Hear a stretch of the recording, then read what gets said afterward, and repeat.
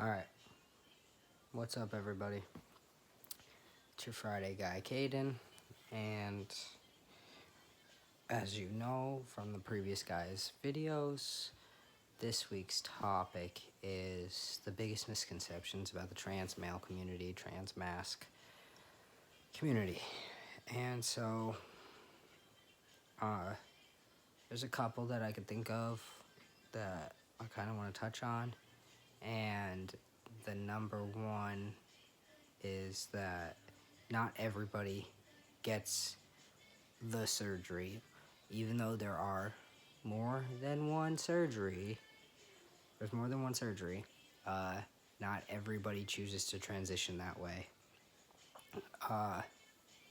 So I feel like a lot of the cis community, that's one big thing that they center your transness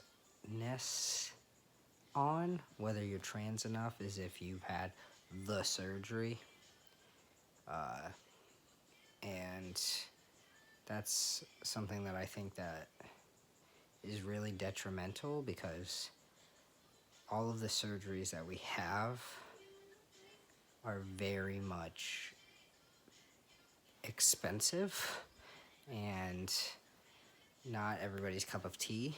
And so if you are not in a financial situation to be able to afford that, that could be a reason why you don't get one. If you just don't see that as an option for your transition, some people don't. Whether that be top surgery, bottom surgery, whatever. The second thing is that I know Kai talked a little bit about the fact that not all trans men are attracted to feminine beings, which is funny because the point I wanted to talk about is that not all trans men are into men.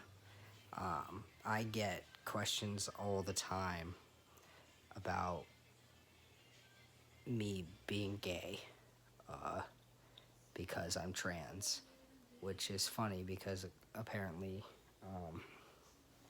a lot of other people get it the opposite, and where we're overly stud lesbians, stuff like that. But so not all trans men fall within one sexual identity. Not all trans men date women.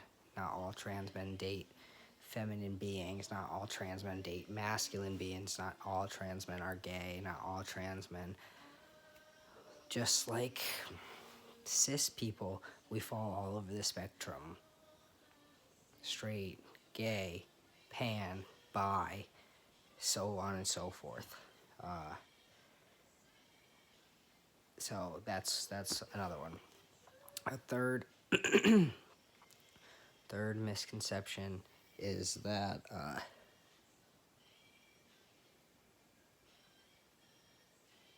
we don't have to prove our maleness to anybody. There's a lot of times when I feel like it's a back and forth war or a battle between trans men and cis men, trying to prove that we belong in their space, trying to prove that we are man enough to be called a man. Especially in athletics, I feel that's a huge thing, where we're not seen as man enough to compete, and that we'll never win against cis males. We'll never be able to compete on the same level as cis males, which is just so not true.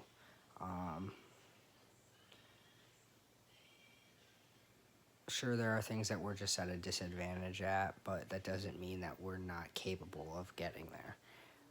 And so that's one big one. I think that there are probably 5 million other misconceptions that we could talk about, because there's a lot of things that a lot of cis people just don't know or aren't willing to look up themselves or figure out that are wrong. And so people just assume that certain things are what they are in the community, and that's not the truth. And so there are probably 500,000 other ones.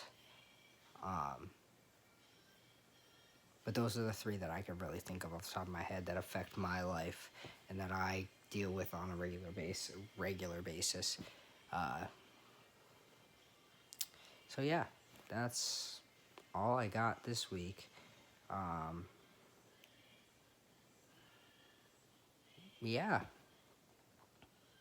So that's all. I hope you guys have a great weekend. I hope you had a great week.